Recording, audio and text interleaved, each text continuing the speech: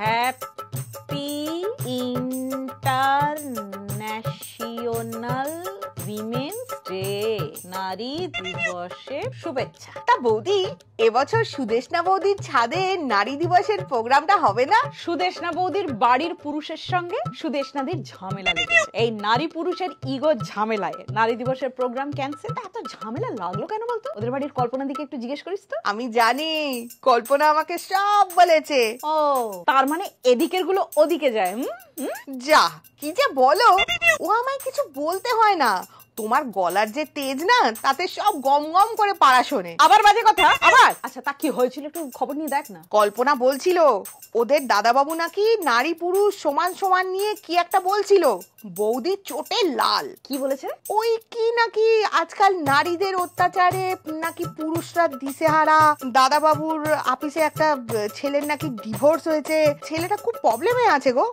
মেয়েটা আনন্দে আছে বুঝি? অত বুঝি না বাবা। ওদের দাদাবাবু নাকি এও বলেছে যে মেয়েরা সব কিছু সমান সমান ডিমান্ড করে, কিন্তু কোনো চাকরি করা মেয়ে একটা বেকার ছেলেকে বিয়ে করে না, অথচ ছেলেরা তো বেকার মেয়েদেরকেই বিয়ে করে। তোর কি মনে হয় রে মালতী, ওদের দাদাবাবু ঠিক বলেছে? আমি কি করে বলবো বলো তো দেখি? আমাদের বাড়িতে তো আমরা দুজনই কাজ করি। বাড়িতে আমি রান্না করি, ও বাজার করে, কল থেকে জল তুলে এনে দেয়। আমার বাড়ি যেতে যেতে দেরি হয়ে যায়, বাসন মেজে রেখে দেয়। অনেক কাজ করে। ওর যখন কাজ থাকে না, আমি সংসার চালাই। আমাদের ওসব কোনো ঝামেলা নেই। এই তো চাই। ভেরি গুড, খুব ভালো। আচ্ছা বৌদি, তোমার কি মনে হয় ও বাড়ির দাদাবাবু কি কথা বলেছে? কোন কথা? আরে ওই যে চাকরি করা মেয়েরা বেকার ছেলেকে বিয়ে করে না, কিন্তু চাকরি করা ছেলেরা বেকার মেয়েদের বিয়ে করে। ওসব খুব জটিল কথা। এবার প্রাচীন কাল থেকে যেসব নিয়ম চলে আসছে সেইভাবেই সমাজটা চলছে। এবার তুই, আমি, ও বাড়ির দাদাবাবু, তো সুদেশনা বৌদি, আমরা সবাই মিলে তো আর নতুন করে নিয়ম বানাতে পারি না বল।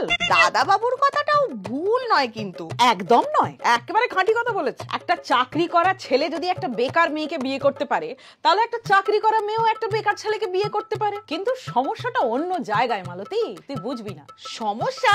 কিসের সমস্যা? হ্যাঁ, তুই ভেবে দেখ, বিয়ের পর ছেলেটাকে মেয়ের বাড়িতে গিয়ে থাকতে হবে, শ্বশুর শাশুড়ির মন জুগিয়ে চলতে হবে, সকালের ব্রেকফাস্ট থেকে শুরু করে রাতের ডিনার অবধি ভাবতে হবে। শ্বশুর ঝোল খাবে, শালাবাবু ঝাল খাবে, শাশুড়ি চচ্চড়ি খাবে, বউয়ের আবার আলু পোস্ত ছাড়া খাবে না। মানাতে পারবে তো?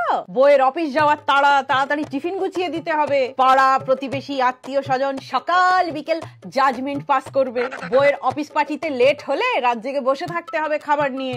বউ আউট অফ স্টেশন যাবে অফিসের কাজে, তার সঙ্গে বর যেতে পারবে না।